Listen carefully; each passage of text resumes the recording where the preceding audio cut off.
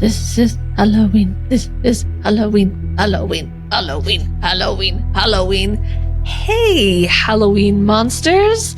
In today's spooky episode, we chatted with our pals, Adrienne Acevedo Lovette and John A. Rice.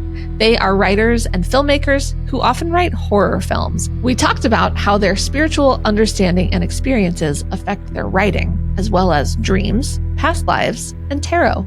I'm Lauren Leon. Whoa! Whoa! Oh. Whoa! I'm the Oogie Boogie Man. Oh, you're joking. You're joking. I can't believe my ears. We are a married couple. It's true. Learning how to develop our own intuition. And this is Spooky Halloween episode 90 of Clairvoyaging.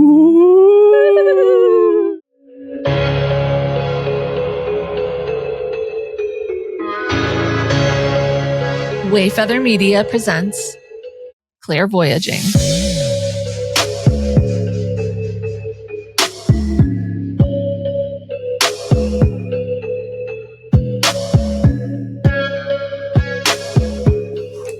Hey! Hi, friends! Is that spooky? Ooh, hey! Hi! Guys, we've got a great one today We've got a fresh one.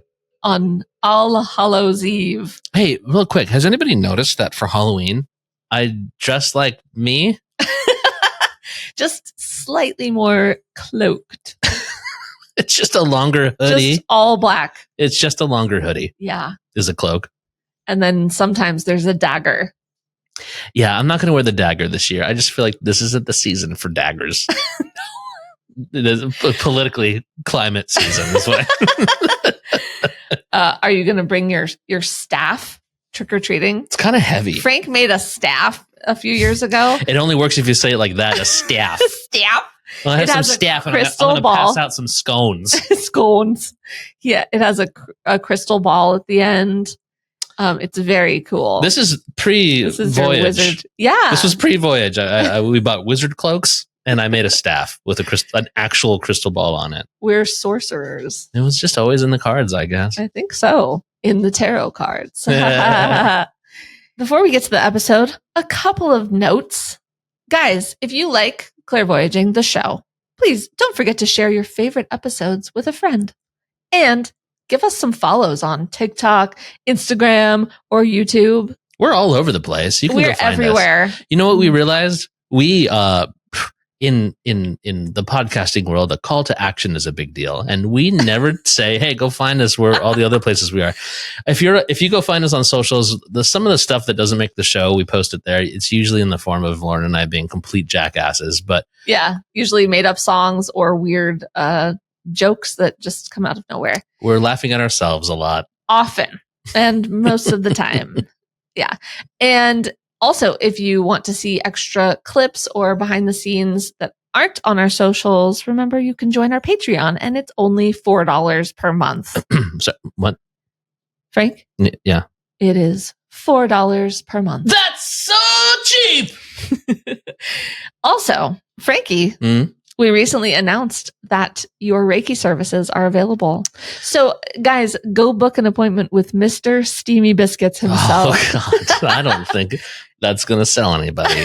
Frank, let them know about the current offer you Yeah. have. Still- Still limited time. We're still working some stuff out, figuring out exactly what kind of services I'm offering, or I should say it's evolving.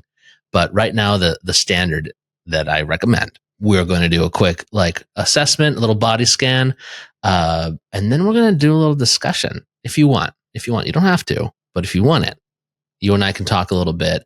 You know, as if you've been a fan of the show for a long time, you know that we've discovered that my intuitive abilities are naturally in the form of empathy and feeling your feelings.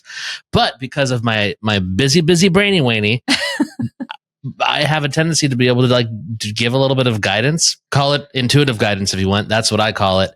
Me too. But yeah, so that's the thing. And then after we discuss just a little bit, it's going to be Reiki from there. So you get to just chill out and relax. If you don't want any of the talky part, I'll just give you some Reiki. Just say fine. it. Just tell them. Just tell me. Don't don't go digging around, man. Yeah. I will. Just make me relaxed. Just tell them shut your trap. Shut your trap, please. There's a shut your trap option when you're signing up. So just click that. Another thing that I want to throw out there is, in case you didn't check, Lauren and I are offering we call it a next steps consultation. So if you are experiencing, I guess I'll say paranormal or psychic or any kind of intuitive phenomenon, and you kind of want to know where to move next, what you should do, who you should talk to, or what you should look into in terms of like different practices, you can book us. It's free. And it's just a quick half hour. Yeah, quick 30 minutes just to like talk about it and discuss it and see what's up. If you have any questions about that stuff, we want to offer that for you guys because, we feel like that's important. And that's what we would have wanted when we first started this journey. Or if like you have a kid that you're like, I don't know what to do, that's what that's available for also. Or if you're just like, I need to get some guidance from somebody and I don't know which practitioner, we often recommend people. So, but we can kind of connect you to the right person. We vibe things out and we say, based on personality and what you need, this person would be the right one for you. So if you want to chat with us, book it. Please do. And if you're not familiar along the lines of that consultation, we do have a directory of all the people that offer services, all the people that we've interviewed. It's on our website. It's under resources. So go check it out. It's their contact information, where they're located, and what their specialties are. And lastly, I am offering once a week 1 hour of free Reiki. So if you are interested, but you don't know exactly what it is or how it's going to work for you or what your reaction is going to be to it, like go book me. It's book him. I'm only available to do this kind of session like once a week. I don't want cost to be prohibitive at all. That's why we're doing these things. That's why I'm doing these things. So, yeah. I want to help out, guys. So let me know what you need. We've got a couple sessions. A couple people have found that already, by the way. Yeah. Without us even saying anything. So go poke around our website. There's a section that says workshops and Reiki, and you're going to see a bunch of stuff in there. And Lauren's workshops are coming soon. It's coming. Clairvoyaging.com. Yeah. Go check it out. Yeah. We're excited. We're very excited. I think this is, one might say that maybe the entire culmination, this is the culmination of the last 2 years of our inner work and it's coming out. It's finally making sense. It feels good. Not to say Frank and Lauren are stress-free and doing everything we need to be, but this is part of life, right? Yeah. But this is how we're presenting now, and I'm pretty excited about that. Yeah. It feels very aligned. Yeah. So, super exciting. And now I think that was all the announcements and updates we have. So let's get to our episode. We thought it would be fun to bring Adrienne back for another Halloween episode. Well, why not make it a tradition if we can? Please. And since she and John Rice are writing partners who make horror films, it felt like the perfect combo, right? It was just such a great conversation. What a fun, just a lot of laughs. Honestly, just a lot of dream stories. team. A dream team. Yeah. Yeah. But now, I want to write with them. Oh, so yeah. The four of us. I just want to be near them while they're writing. Yeah. Yeah. I just want to be a fly on the wall. I'll just sit on the couch and make stupid comments. I don't care. They had a couple ideas that popped up while we were talking. Yeah. It was just a great time. So maybe I threw out some ideas. Maybe they were bad. I don't know. You be the judge. I don't know. They said, oh, hey, we might use that. Because that's what nice people say. When secretly they wrote it down and then they threw it away. Yeah. This guy is so cool. Fool. Light this on fire. This is bad. Great. Good to know. And dust that one off. Okay, guys, please enjoy the episode and happy Halloween. Happy Halloween. Wait, happy Halloween. Oh, yeah. And happy Halloween. Voyagers, you are in for a Halloween special. We have two guests with us today. They are currently silent in their Halloween masks. If you could see them on video, you would love this. We have Adrienne Acevedo Lovette and John A. Rice with us. Hello. Hi, you spooky creeps. Hi, guys. Oh my gosh. Happy Halloween. Happy Halloween, Happy friends. Halloween. Okay, so our listeners have met both of you in different areas, but the fun part is that you guys are best friends. You are also co-writers and filmmakers. You make horror, like thriller movies together. Today, I want to talk about intuition and ghosty stories and how that kind of feeds into your storytelling and writing. If you haven't heard last year's Halloween episode, it featured sweet, wonderful Adrienne. We went on a journey in Duluth, Minnesota, of all places, and we did our own little paranormal investigation at famous Glensheen Mansion. We did a paranormal investigation. No, just really we were like, can we sense anything? So if you haven't heard that, go back and listen to that episode. But we also got some fun stories from Adrienne, and it was really great to hear all about your abilities that you were like, oh, by the way, yeah, I see ghosts all the time. Yeah. Yeah. I mean, so fill us in a little more. Yeah. So that's something that I've always been able to do as a child. And then, so it's funny because it's always been that I could see them and then my mom can hear them. So it was kind of like, we both had this ability, and together we're one, but but most of the time I see them, or they'll do activity around me, so that it's like, so they make themselves aware. And actually, funny enough, last night it happened, and my husband was like, I swear this light wasn't on. Did you turn this light on? I said, no, I didn't turn it on. And he was, and he was just like, it turned on. Like he just got really nervous. And I was like, yeah, they're just saying hi. I'm so used to activity like that where things happen. And like even recently again, it was like we were sleeping, and all of a sudden in the middle of the night, the TV turned on and the speaker, because the TV and the speaker are two different, they don't connect. Like you have to turn on the TV and then you have to turn on the speaker, and those sound bars on the top. Yeah.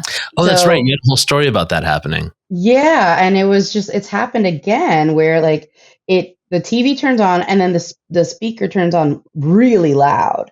Ooh. And so, when that happens, I'm always like, what is it? Is something happening outside? I always think that they're warning me about something happening. Yeah, and I looked outside. I was like, is someone trying to steal my car? That kind of thing. Yeah. But a lot of times too, it's just either an entity here that's been in this land or this house, or are still around. Or it's a family member or someone I've known that's passed away that is like, hey, and there's sometimes no rhyme or reason why they're just like, hey, remember me? And then I'm just like, hey, yeah, whoever it is, and so, and then when it's a visual, it comes in, either they look like a person, which is confusing, like a solid entity, or they or they come, kind of, I guess, like in movies where you see they're kind of see-through and ghostly and not that clear, but you can see the formation of the body. And then sometimes they come in once in a blue moon. It's like a shadow figure, which usually is more of a negative entity. And then occasionally they'll come in wisps, like little light wisps that kind of go around the room. Oh. And those are usually not negative; those are positive. But there's a lot happening, and so I mean, it's just something that I've always been able to do. I mean, my mom and I are on the, I guess you could say, on the psychic spectrum. Like sometimes I'll get visions or things that I'll have to tell someone, like, hey, you should, whatever, be careful with this, or you shouldn't be with this guy, that kind of thing. But it's always that. Yeah, he's never the right one. It's never the right one. Right. Lauren hears that daily. Stop. You shouldn't be anymore. Stop it. But I mean, was there anything that just curious, like when the TV turned on, was there anything playing that was like, oh, that was an interesting message, or was it just totally random, or you didn't even like think about it? Well, when the TV turned on, it was like an action film. So, Okay. I don't know what that message was. Yeah. I mean, it's better than like flipping through the channels and it's like, get out of the house. That's not on TV tonight. We're going to use that in a movie. Please do. I actually love that Write idea. that down. I did too, to be honest. My mind's already going. I know. I was like, I'm going to steal that. I already have a whole scene planned. Perfect. Oh, that's so funny. Oh my gosh. Okay. So hold on. Before we do a quick recap on John, I want to ask you a quick question, Adrienne. This is a theory I've been developing and I haven't really been able to ask anybody yet. Okay. Do you think, and you might not initially have an answer to this, but do you think the way you see spirit, do you think it changes based on maybe your emotions and your vibration on that day? Or is it like, can you, like, to your left, I have a wisp, and to the right, I have like a shadow guy? Or is it always like kind of on, let's say on that day, presenting the same? That's a good question. I never thought about it manifesting or coming up or showing up depending on my emotional state. Yeah. I haven't really clocked that. I really should pay attention to that and see, if how they're coming through. Is it because of the way that I am perceiving my emotions in the world at that moment? And that could be a factor. I mean, everything is energy. So, we can affect, energy around us as well. So that could be a possibility. Usually it seems to me, at least when like a dark entity comes and a dark shadow comes, I've never seen it in my own house. Like that's not something that I've ever seen in my own house. It's always been in another location that was new to me. Okay. And so anytime I've seen like a shadow figure or a negative entity, it's been, funny enough, every time now that I analyze it, it's always been at a hotel. And that's the times that I've actually seen them was in a hotel room. And specifically the one that I was staying in. So something, I mean, hotels are like, oh gosh, like I feel like a beacon of energies. And, right. That was another story. Yeah, story with your friend. You guys were at a hotel. Yeah. That's right. And I don't know if I told you the other story when I was attacked by an entity. I think you did. Yeah. I think that was Yeah, I think so. Yeah. Yeah. And so that was in a hotel. So I feel like when that happens, it's just, there's so many energies that come through and people bring people along. And then there's, it's just, so yeah. That's interesting. Okay. But that's a good question. I never thought of that. I don't know. Something I'm working on. I'm not working on anything. I'm just asking questions. Something I'm working on. And then John, correct me if I'm wrong. Born Spooky made an awesome deck, right? Yes. Okay. And if you haven't heard John's episode, he created a beautiful deck called Mindscapes Tarot. It's so nice. And he illustrated it and it's so beautiful. Tell us also you have a new book, which is a Halloween book. Oh, that's right. A specifically spooky book. Yes. Yeah. So I mean, I was born spooky. I was always interested in that sort of stuff, but I don't see ghosts. I only see alive people. But I don't see them either. It's okay. Yeah. I mean, I wish I did. In all fairness, Adrienne, we had known each other for like 3 years and we're living together until you even mentioned anything having to do with that. You were just like, one day you were just like, there's like a guy in the corner. I was like, what are you talking about? A guy in the corner. And you were like, yeah, I see ghosts. I was like, what are you talking about? We've been best friends for 3 years. How have I never heard anything about this? Yeah, that was in the beginning. Like, because we've been now best friends for how long? It's been like since 2005 or 6. Yeah. Oh my gosh. But in the beginning of our relationship, I just don't want to freak people out. Like I don't tell everyone my spiritual capabilities or like, that I like to, do energy healing and things like that. Like I don't really tell people right away because it not everyone is into it, Yeah. And then also, to be fair, it's like I'm not a practicing medium or psychic or, it's one of those things where it's just like a gift, you can say, or an ability that I have. And then, it's, I only share it with people that are like super, super close to me. We've known each other for a decent amount. And, I also didn't want people to come up to me, be like, hey, can you do me a reading? And I'm like, I'm not like that, like, it's just, I don't want to disappoint Can you. confirm that does happen. Oh, really? With the like, tarot, yeah. I heard. Oh, yeah. Yeah, a lot. And but the thing is, I'm happy to do it and I enjoy doing it. But John's actually really good at it. The moment I tell people I'm reading a tarot deck, like that, there's like a 50% chance of that question happening. Of course, yeah. Why not? Do they expect that you have a deck in your pocket? And do you usually? No, but I guess I should start. And no, it's more just like acquaintances and people who I will probably see again, but they're like, oh, can you read my cards at some point? Yeah. And I am happy to. But Adrienne, I do understand being hesitant to shout it from the rooftops. But I mean, most professional psychics and mediums start that way. And how you said where it was just a gift and they've simply chosen to make that their calling and help other people. Right. We actually talked on the podcast a little bit through my tarot deck. A lot of people call my art channeled because I envision the artwork. It just kind of appears in my head. And I got involved with a town called Lilydale in Western New York that is just a town of psychic mediums. Practically everyone in the town is a registered medium. They all communicate with the other side. They all, have clientele that they bring in and it's a pretty regular thing every summer. But I now know like many psychic mediums. And it's exactly what you were saying, Adrienne, with like, it's just a gift that they have chosen to share with the wider world. Sure. Mm-hmm. Yeah.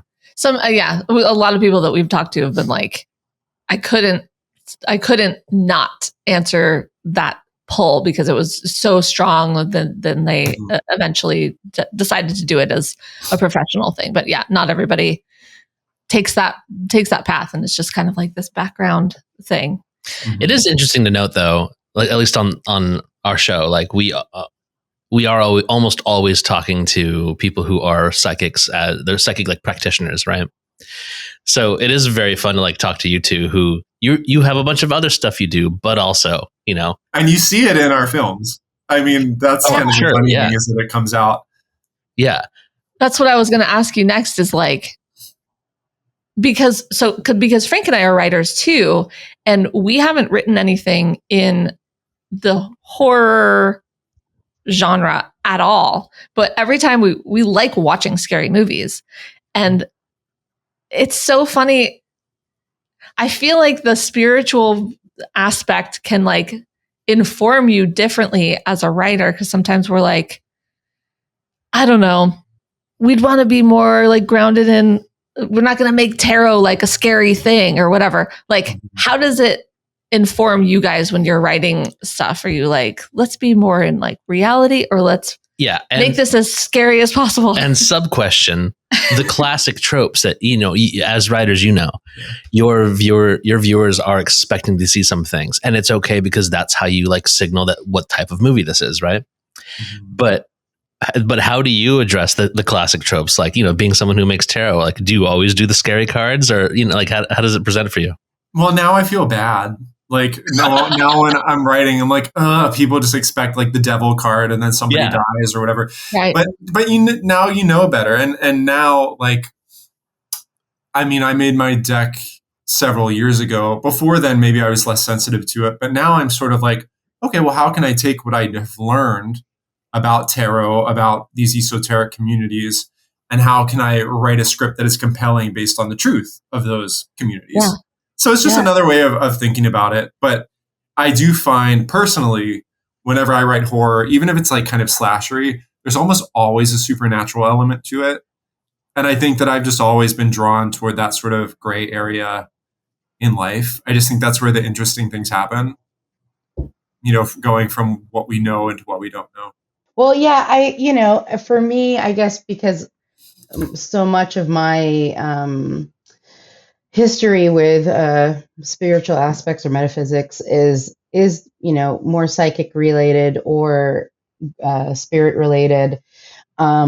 Anytime that we do any kind of film, I do kind of draw toward some of the reality, but if I do too much reality, it kind of gets boring. Because it really isn't like, at least for me, experiencing spirits it's not what you see in the films. It's not so extreme, Yeah. like I think every film takes a creative liberty because they know they have to entertain. If I was doing something factual, it would have just been a ghost in a corner and then that was it. And you're like, well, that was exciting. Like you want to see like the spirit throwing things around and throwing you around and throwing, Right. Yeah.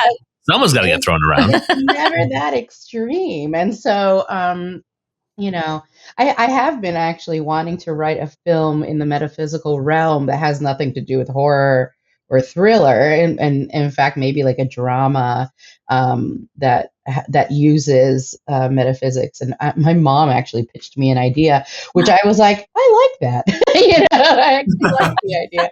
So I love that my mom was pitching me a movie idea, but That's amazing. But it was in the metaphysics and in reincarnation and all this stuff, and I was just like, I actually really like that idea. So just kind of have to figure out how to make it into a compelling story, I know, because if you lean into like the reality of things, every one of your movies is going to be like, and then everything was okay. It wasn't so bad. Or like, I don't know. I've had ideas that then it's like, but how do you put that into a film without it feeling like so dorky or like right easy? You know what I mean? Like there's that like, how do you have like a film where there's a communication with like a spirit and it's like really sweet and not like, I don't know, Casper the Friendly Ghost or something. Well, it's almost like the supernatural element can't be the scary thing. It's like the scary thing is the thing that is actually grounded in reality and how like people hurt one another here. And the supernatural element is sort of almost like the mentor force. You know what I mean? It's like the thing that allows the protagonist to kind of solve the mystery or like move forward, but it's not the scary thing in and of itself. See, we should write that. We should write that, John. That's our next film. Then. There you go. We're already brainstorming. Because I love that. I love that idea. I was just gonna say, did you see there was a scary thriller that came out recently called Presence by Steven Soderbergh? And I was just thinking about that today. That's on my list. It was excellent, and it kind of does what we just talked about. Right? Yeah. Exactly. That's cool. That's like but it's presented as like a standard haunted house, right? Am I wrong, or am I thinking of someone else? It's like a haunted house turned on its head a little bit. Okay. You'll see, I don't want to give too much away, but it's definitely worth watching. And the supernatural force isn't the antagonist. Got it. So that's fun. Yeah. Someone's doing it. You guys are fundraising for something right now, or in the work? Is it been pre-production? It's in development right now. It's a kind of like a genre bending horror film feature called No One Leaves, and that one we're pitching. We're working on maybe getting a co-producing company, so we're doing that and dealing with meetings and just also looking at basically raising the funds ourselves and getting investors ourselves. And, it's tricky because when you do get a co-producing company, it starts pivoting and changing. And we really believe in the structure. It's a little different than usual. And you have so many genres of horror in one film. So it's super exciting. And, that's right. Okay. Yeah. Yeah. So we'll see, we're really gunning for this one. We think it's going to be, a super fun one to make. And, like as a filmmaker, and it's funny because I feel like all of us are such peaceful, loving, happy, you know what I mean? Like we don't look like people that are making horror films in retrospect, like I think people look at me and they're like, you have such a sweet face. And then I'm just like, I make horror movies, Mask back on, Adrienne. Like Hallmark right? horror? What do you mean? Hallmark horror. And I feel like John and I are such like kind-hearted people. And it's so funny because him and we're actors as well. And we tend to play villains a lot. And like, like I play like this like angry, brooding, gunslinging villain. And then and then John plays like this scary slasher, stalker guys and things 6'5", like that. no stilts needed. Yeah. No stilts. Oh my God, can you imagine me stalking somebody on stilts? No, stop. That'd be amazing, actually. We need to create a character that actually, you just reminded me of something. Back when I was in college, a friend of mine had these like really tall, like chunky boots, these like really high heel. I mean, they were like an 8-inch, almost like a stripper like heel.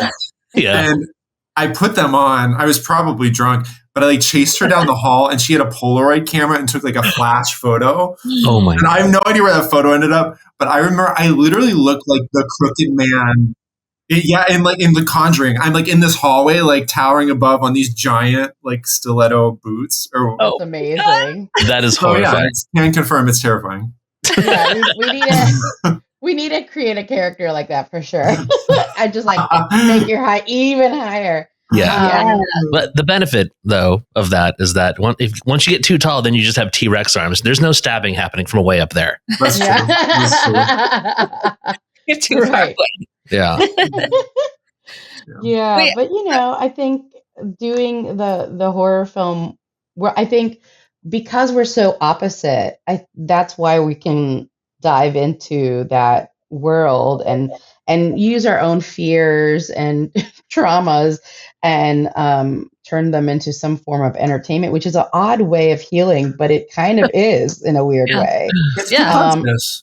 It's catharsis. It's like you see it on screen and and it ends and you've survived and everybody, and right. You can come out of it almost like, I feel like that's a very powerful psychological thing. I think that's why so many people like horror. And I think that's probably why we gravitate toward it.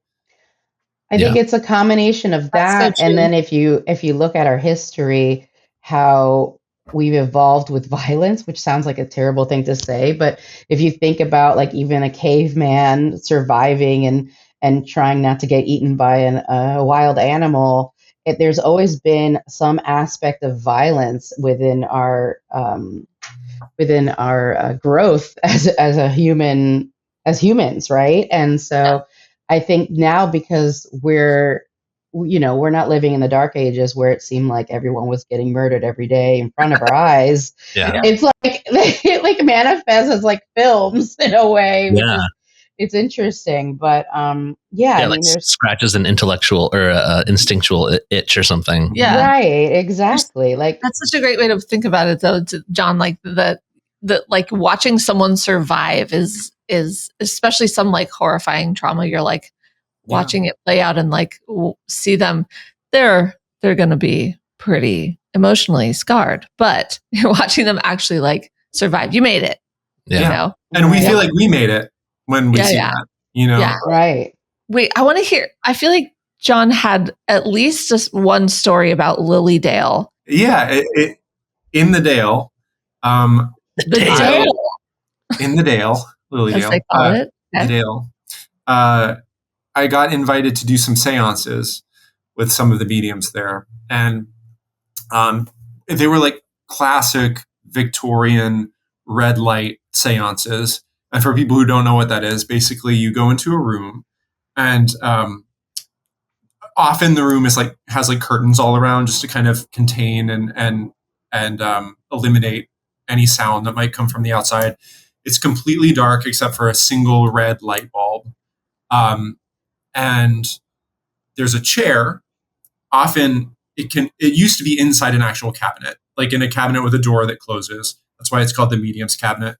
But then the mediums take turns, or I guess there can just be one medium, going into the cabinet and connecting with spirit and delivering messages to people who are gathered there. And in the seances that I went to, there were, well-established mediums who went into the cabinet and connected with different spirits, and different messages came through. But then they were also open to anyone going and sitting in the cabinet and getting into sort of a meditative, receptive state and seeing if anything came through for them. Because one of the tenets of spiritualism in Lilydale is that everyone has the capacity to be a medium. Everyone can do this. You just have to train your mind to get quiet and receive the messages. So I went into the cabinet several times, and I started bringing a notepad with me and a piece of charcoal. Because sometimes these messages can manifest as automatic drawing, which is where you want to completely clear your mind and allow a spirit to basically inhabit your body and draw through your hand. There is another form of that called mental mediumship, where you stay in control. You're just kind of like transcribing a message that you might be receiving. They're two very different things, and I tried both. But some really cool things came through. And again, like, I don't know. I try not to parse it too deeply, because I think that kind of ruins the mystery of it. But I don't know if it's an entity or my own subconscious mind, but some really cool drawings came through. And like, you can see, of course, there's like scribbles, but then you can see clearly like faces and animals and structures and like landscape forms. And I took that process home, and I've started to create an oracle deck out of these drawings. Ooh, so cool. Yeah, so it's basically just, I'll write a book and I'll describe the process that kind of journals each channeling session and what came through, what I saw in the drawings. But I want it to be very interpretive, so people can just kind of draw a card and see what they see in it, ask a question and see what they see to get some sort of guidance. So that was my experience in the spirit cabinet at Lilydale, soon to be a card deck. That is really cool. Whoa. Wait, Lauren, explain oracle cards real quick. I don't think we've ever talked about it on the show. Maybe John's the one to explain. Hey, John. An oracle deck can be whatever you want. Like, tarot, and there's another card reading tradition called Lenormand that I'm also doing a deck for. They have more established structures. So like, each card means a specific thing or represents a specific archetype. In oracle decks, it can literally be whatever you want. It's almost like it's on the audience or the viewer to interpret what they're seeing. So you can have symbols, you can have words, you can have pictures, like whatever, anything goes. That's what an oracle deck is. That's dangerous for me and you, because I feel like at some point we're going to be like, we are going to create an oracle You deck. absolutely should. You absolutely should. You can only make so many fart jokes on cards. I don't know what's going to apply. That's literally going to be the entire deck. Yeah. This fart. Wait, so for that oracle deck, because some oracle decks will be like, it'll have a really cool piece of art, and then on the back it'll be like, this black cat sees you and says, how is your day going? And you are led to your inner guidance and it's like, are you drafting up like these little stories, or is it just the image? In my deck, it's going to be just the image. I wanted to be completely just what came through. But that's the beauty of an oracle deck, is that it can be multimedia. Like, you can have a picture and then a word, or even like a phrase, or like a snippet of a poem or something that you've written. Like, it's kind of cool that it can just be whatever you want to communicate. But actually, hold on. I just realized, literally right over here, I have my folder of these drawings that I've been doing. Please share. Like, in this, for example, like in this one, like, you clearly see like eyes, and like it's a bit of a Picasso, right? Yeah. I mean, right? Like, so, you can see, the face, forms. you can see forms, like, you can see right. faces, or like facial structures, and right. But I mean, you can flip it; they can be read in any direction that you want. That's really cool. Yeah, I mean, I did it like with different color charcoals and stuff. Oh yeah. I did want to ask you, like, what is your latest film? And you said, well, hold on, is this the film that you're raising funds for, or is it the film that is? Okay, can we hear a little bit about it? Or give us the log line. Yeah, for sure. I mean, it's a group of strangers that are kind of like tied up, beat up. They have no idea how they got where they are tied up in. They're tied up in a Quonset, Already love. and yeah, it starts right away. Like it goes, and they kind of start accusing each other. They have no idea how they got there, but eventually, when they leave, their own traumas manifest as their own horror film. So Oh my, every person's trauma is a different genre of horror, basically. that's so cool. Yeah, and we find out more of exactly what's going on in the end, but yeah, it's a very exciting. I think it's a very exciting film. It's also just super fun for actors to like have their own like mini horrors, and then I feel like it would be great for a cinematographer because you're hitting so many genres and Oh yeah. and the art I see how department. You know what I like mean? multi-genre thing would come into play. Yeah. Yeah, so one of the characters is a war veteran. Another character, there's a set of brothers who are podcasters who were abducted, and so that's their trauma and things like that. So I think it's going to be a really fun one to check out. Oh, that sounds so cool. Yeah. What's the title? No One Leaves. No One Leaves. That's so fun. And that actually, the idea of that came up in a dream because John and I wrote like a ton of log lines and we're pitching each other different film ideas for like a month. And then, because we were like, well, what's the next film that we're going to write and co-write together and focus on? And then I had this crazy dream about this, and I pitched it to John, and John was like, "This is it," and then we were like, "Okay, great, let's go." And so we co-wrote it. I think it took us like 2 months to write. We're in our technically, I would say like our third draft, but yeah, I mean, we really love it. We think it's going to be a good time, but also like horrifying at the same time, which is what you want for a horror film. Yeah. And it's an ensemble piece, has a Latina lead technically. Great. And I say that just because of the structure is a little different. We're taking artistic risks on the structure, but I think a good example of a film that just did that was Weapons, and that had a very good turnout, I guess, and a lot of people loved it, and we loved it. So and they took artistic risks on their structure as well. So yeah, we're excited, but I feel like with dreams, they really are telling, and gosh, there's just so much you can get from it, and I feel like I've had dreams where I knew it was a past life, where it was almost like a past life memory of some sort that have popped in, and manifested, and I was like, whoa, that was a little too real, Yeah. I don't know. Have you guys ever had dreams like that where you were like, I know this is a past life recollection? I've never had a dream like that. I want to. So we oh man, we are threatening nonstop on the show to really get an expert on the human design. Are you familiar with human design? Yes. Okay. Yes. We've been talking about it nonstop, but we haven't found like someone who actually wants to come on and like talk. I think because it's such a in-depth. It's hard to like very detailed. Like, here's what human design is without like then getting into each thing. And if you don't know what it is, then it's like, how is this helping? But I do a lot of reading and digging. And so I just recently found out in human design, there's a concept of like, everyone has their like, how they interact with the world. Lauren and I are both called manifesting generators, but we have I'm a manifesting generator as well. Yep. I think I am too. Actually. Yeah. I think it's the way makes sense.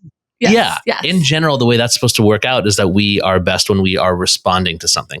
You guys, just like Lauren and I have, you guys have set up a system where you are pitching to each other, and then you get some kind of affirmation, and then it builds this like you're like a nuclear reactor for creativity, right? Yeah, you're just constantly responding to each other. We need to put that on our websites. Yeah, a nuclear reactor for creativity. Nuclear reacting creators. So what I did just find out is that when you are in a dream state or a sleep state, your type changes. So and that can reflect the way in which you dream and what you dream about. So for me, I don't remember what I am. I think you were a projector. I think I was a projector. And the majority of my dreams, and this is accurate, the majority of my dreams are about protecting or trying to so I have so many dreams where like the majority like my daughter will do some dumb shit. I'll be like, stop, don't run into the street, like you're gonna get hit by a car, and I'll grab her just in time. It's always about like guarding or protecting or something. Or there's an emergency and I am taking my time to get out the door, and Frank's so frustrated because I'm not listening. And going like decades back, I can remember like one of my more traumatic dreams was that there was some big event going on in the world, and my dad, who is as stubborn as I am, I was just trying to convince him that what was happening. I was like, we need to go. And he's like, we don't need to go right now. He's Cuban. Oh, no, we don't need to go. There's no rush. There's no reason to do that right now. I'm like, Dad, we gotta go. And like, so many of my dreams are about guarding and protecting and trying to like contain something that's going on. Wow, I feel like I'm learning something about myself because that's exactly what I have a lot of dreams of, where I'm always the one that's like, why are you not understanding? Come on, like it's always that kind of dream. And it's like a family member, a friend, my husband. Yeah. And I'm like, why would you do that? Come with me, and so, or what's I'm funny like about that, shooting somebody. Right. It's terrible. Oh yeah. But I'm trying to like protect everyone from this one person, like, yeah. Interesting. That's how I dream too. It's great if you're a horror writer. Right. Adrienne, you should mention we're doing something kind of cool and experimental, shooting mini short horror films. They might not all be horror. Eventually we might branch out in genres. But right now we're doing these mini short horror films that we're shooting on an iPhone. And they're like good. Like they look great. The new iPhones are excellent. But Adrienne can talk more about this. Yeah, I mean, we before you do, I'm sorry, I don't want to interrupt you. I just want to say, I'm such a fan of minimalist production, and not because of laziness or anything like that, but because of the creative flow that you're allowed to get into, and like how expensive some of these other projects can be when you're like, I just shot a 5-minute scene, and that comes out to being $2,000 a minute or something, based on however big your crew is. So say more about it, please. Adrienne. Yeah, so it's called iPhone Frights, and we're basically releasing one a month.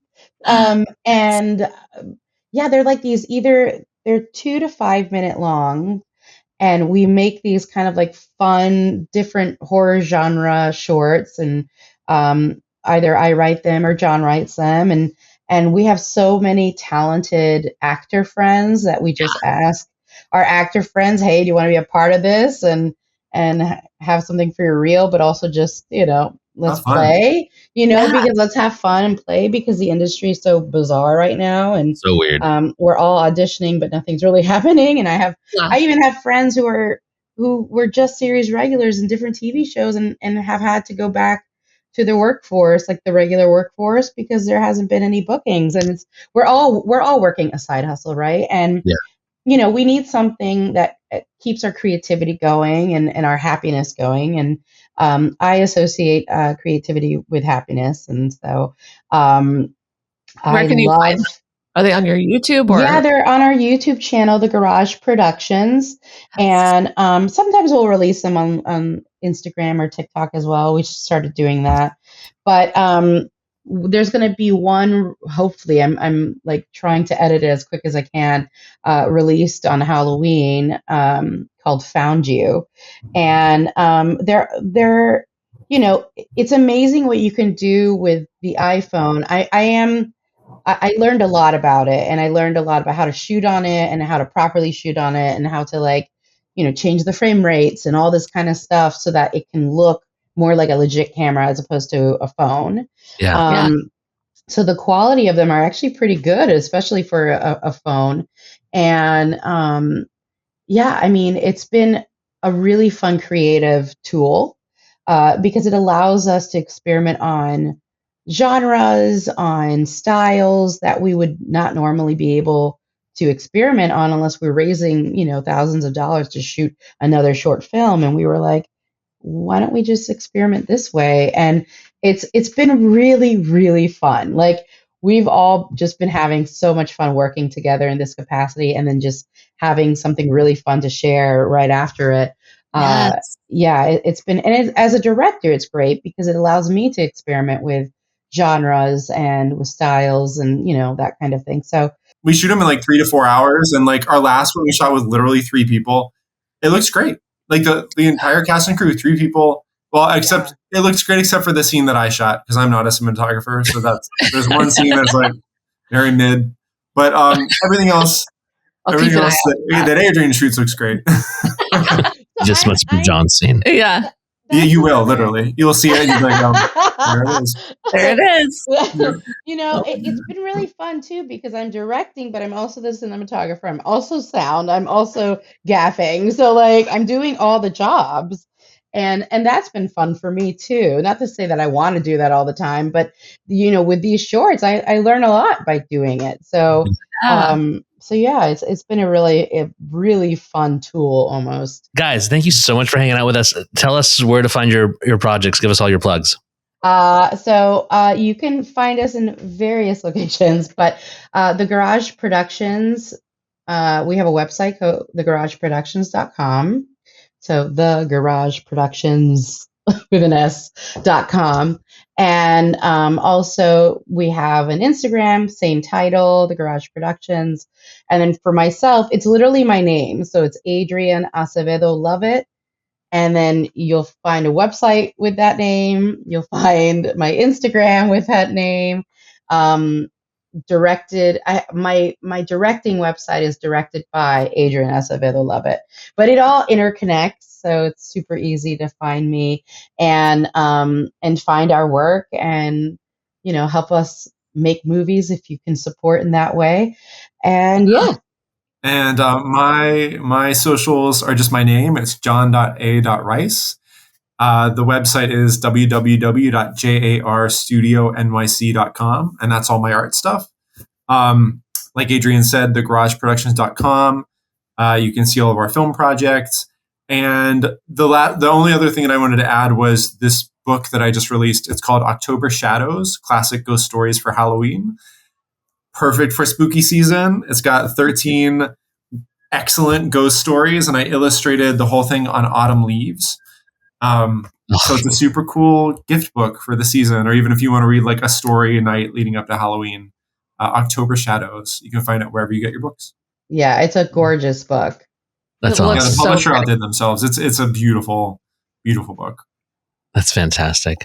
Oh man, thank you both so much for hanging out with us. What a blast. I think next Halloween, if I'm hoping to see you guys at a film festival before then, but next Halloween, I think we got to get in person. We got to do some kind of ghost hunting. Oh my God. Right? Oh my gosh, we should totally do that. Do the travel log.